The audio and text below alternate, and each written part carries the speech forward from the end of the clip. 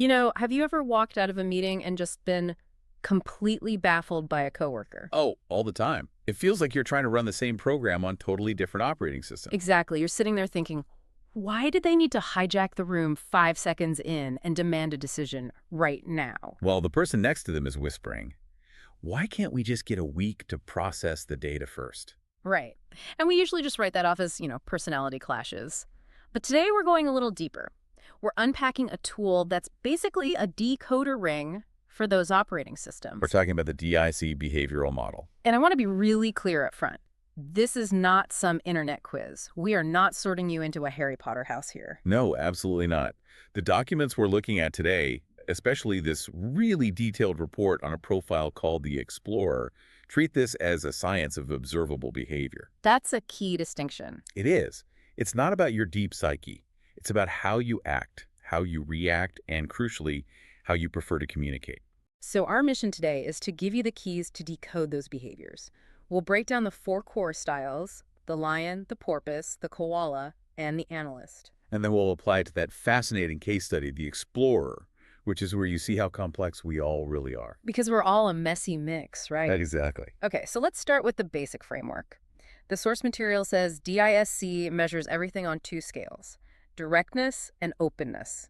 These are like the X and Y axes of behavior. Think of them as the coordinates of how we interact. Okay. First, you've got directness. That's all about pace and assertiveness. Okay. High directness means you're fast-paced, outspoken, you jump right in. Low directness, you're more cautious, more contemplative. You wait and see. So that's the speed. What's the other axis? Openness. Openness is the filter you use. High openness means you prioritize people, feelings, relationships. Low openness, or being more guarded, means you prioritize tasks, facts, and data.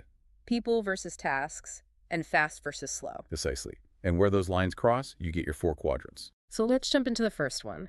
If you're fast-paced and task-oriented, you land in the D quadrant. Dominance. And the source uses animal symbols for these.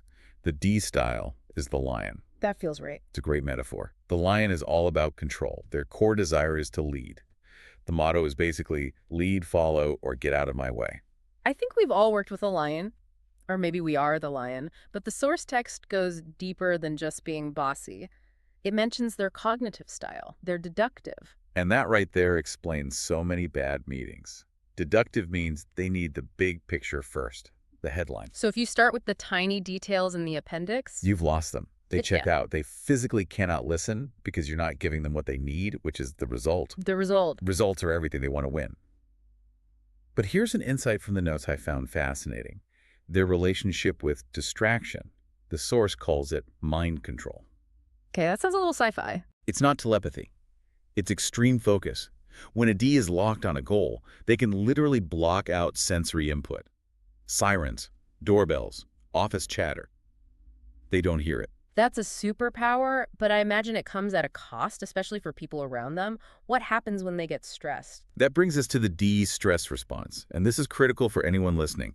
When a D is under pressure, they vent. So they yell. They Yeah. rant, they challenge, they might raise their voice. It creates a fight response in the room. But, and it's the absolute key for the D style, that venting is a physiological stress reduction mechanism. Wait, hang on. So you're saying they aren't necessarily angry at me, they're just letting off steam. Exactly. It physically relieves their tension. The source says their bark is usually worse than their bite. They'll blow up, but 5 minutes later, they've completely forgotten why they were mad. But everyone else in the room is still hiding under their desk. That's the dangerous disconnect. The lion feels better, the team feels battered. So if you are a lion, you need to know your venting feels like an attack. And if you work with one, you need to know not to take it personally. It's just their engine's exhaust. Right. Okay, that's the lion. High directness, low openness. Let's flip the switch on openness. Still fast-paced, but now you're all about people and emotions. You get the I style. The interacting style, symbolized by the porpoise. Playful, sociable, talkative. Yeah. If the lion wants to control the game, the porpoise wants to look good while playing it. Their currency isn't just results, it's applause, it's acknowledgement. So their biggest fear would be what? Public humiliation? That's their nightmare. Social rejection. They are the idea people, the entertainers who get everyone excited about a vision. They want the audience to fall in love with them. The notes have a funny line about what happens when there's a compliment vacuum. Oh, yeah. Yeah. If they don't get applause, they'll invent it. They'll say something like, man, I feel like patting myself on the back for that one. It sounds kind of comical, but I guess it's a defense mechanism. If no one else is giving them that energy, they have to generate it themselves. It is. But that high energy has a flip side. While the lion struggles with patience, the porpoise, they struggle with boredom. The details. The weeds, proofreading, checking data, solitary work. The I style just checks out. They assume someone else will handle the boring stuff. They're sprinters, not marathon runners. Okay, so lion wants results now. Porpoise wants to have fun now. Let's slow it down. Let's look at the more introverted styles. If you are slow-paced and people-oriented, you get the S style. Steadiness, Yeah. the koala. The source describes them as just plain folks, which feels a little understated. It is, but that's kind of the point. They are the people who keep things stable. They project warmth, modesty. Their primary driver is security. So they hate change. Risk is a four-letter word to a koala. They find comfort in routines and long-standing relationships. If you spring a surprise on them, even a good surprise, it can cause real distress. Because they haven't had time to prepare for it. The script changed. Exactly. And there's a trap here for the S style that the source calls the passive struggle. This stood out to me. Unpack that. Well, because the koala wants everyone to get along, they hate conflict. So they have a really hard time speaking up. They'll agree to something in a meeting just to keep the peace. So they're nodding on the outside. But on the inside, they hate the idea. Yeah. And they might just suffer in silence or maybe drag their feet on the project later. And you might never know they're upset until the day they quit. That's a huge blind spot for a leader. Just because your S employee is quiet doesn't mean they agree. Not at all. You have to create a safe space and ask them directly and gently for their honest feedback. Okay, let's round out the grid. We have the C style, conscientiousness. That's low pace, high task. The analyst. The source doesn't give an animal, but I always think of an owl. Or a beaver, building something with precision. The word that came up over and over for C was accuracy. Accuracy and correctness. While the porpoise wants congratulations, the analyst wants to be right. And to be able to prove it, their biggest fear is irrationality. Irrationality in other people, or in themselves. Both. Uncontrolled emotions, illogical acts, gut feelings. These are the enemy because they get in the way of achieving a correct result. There's a really interesting point in the notes about how they perceive time. That seems to be unique to the C style. It is. Most of us lean toward one time frame, past, present, or future. The C style is concerned with all three at the same time. That sounds exhausting. It's a very complex mental map. They're analyzing what happened, what's happening now, and what will happen all at once to ensure a perfect outcome. And I guess that leads right to their kryptonite, paralysis by analysis. Exactly. They get so worried the process isn't right that they stop. They check and they recheck. Their need for perfection can literally stop them from acting. So we have our four archetypes: the lion, the porpoise, the koala, and the analyst. But here's where it gets really interesting, because the source material dives into a specific blended profile. The Explorer C. This isn't just any mix. CD means high conscientiousness and high dominance. Correct. So you're mixing the analyst and the lion. On paper, that sounds like a powerhouse. You've got the drive for results and the drive for accuracy. It is a powerhouse. The source calls them creative change agents. But think about the engine. You have one part demanding speed. That's the lion. And another part demanding perfection. That's the analyst. Those are completely opposing forces. Fast versus perfect. Which creates what the report calls dichotomous ambitions. It's an internal tug of war.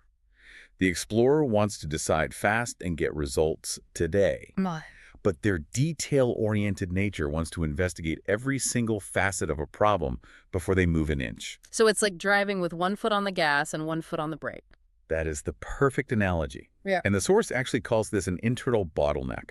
They want to go, but they can't let themselves go until they're sure it's right. How does that look to the outside world? If I'm in a meeting with an explorer, what am I seeing? You are likely seeing someone who appears cool, aloof, maybe even a little arrogant. Why arrogant? Because when they're in that bottleneck, processing that conflict, they internalize everything. They just go quiet. They don't share their process. They just sit there thinking. So the team is thinking, oh, they're not engaged, or they hate my idea. Exactly. They seem like they aren't collaborating. But inside, their brain is running 1,000 miles an hour. And then, when they do finally speak, Let me guess. The D side comes out. it can be incredibly blunt, The source says they handle assertive people by dishing it right back. They want just the facts. They don't have a lot of patience for the off-topic chat a porpoise or koala might need. I can see how that would be intimidating. This person is quiet, seems to be judging everything, and then hits you with a sharp, factual critique. Very intimidating. And the explorer has to learn to tolerate some of that fluff to build rapport. They see pleasantries as inefficient, but they're essential for the team. What about their decision-making? The report notes an interesting split there. Yes, and this is what confuses people.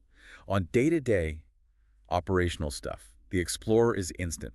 Boom, boom, boom. Pure lion. But on a big, risky decision, The analyst takes over completely. They become cautious worriers. They need time. It's not that they're indecisive. It's that the quality driver is overriding the speed driver.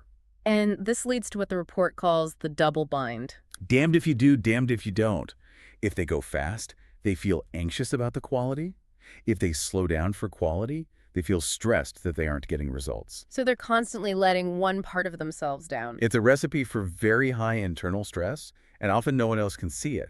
They just see this competent, maybe slightly distant leader. This is such a great example because it shatters the stereotype that DISC is just about putting people in simple boxes. That's the most important takeaway. We aren't cartoons. The Explorer shows us that sometimes our greatest strengths, in this case speed and accuracy, can also be our greatest source of internal conflict. So if you're listening and you recognize that double bind in yourself, or the lion's venting, or the koala's silence, what do you do with it? It all comes down to self-awareness. It's not about changing who you are. It's about being able to narrate your own operating system to other people. Give me an example for the explorer. What do they say when they get stuck in that bottleneck? Can you just say it out loud? Hey team, I need a minute to process this silently. I'm not checked out, I'm just thinking. That one sentence changes everything for the rest of the room. It demystifies your behavior. It tells the koala you're not mad at them, and it tells the porpoise you're still in the game. And for the lion. Maybe it's, okay, I'm about to rant for 30 seconds to get this out of my system. Please don't take it personally. It frames the behavior so it doesn't cause damage. It's about managing your own software so it can interface better with everyone else's. Precisely. I love that. So here's where I want to leave it today. We talked about the explorer's double bind, that tension between speed and quality. Pretty universal conflict. My question for you listening is, where is your double bind? What are the two natural drives inside you that are fighting each other? Maybe it's a need for stability versus a desire for recognition, or a need for control versus a desire to be liked. Just identifying that conflict is the first step. So are you letting that tension stall you out, or are you using it to make sure you're both fast and right? Something to think about. Thanks for diving in with us. My pleasure.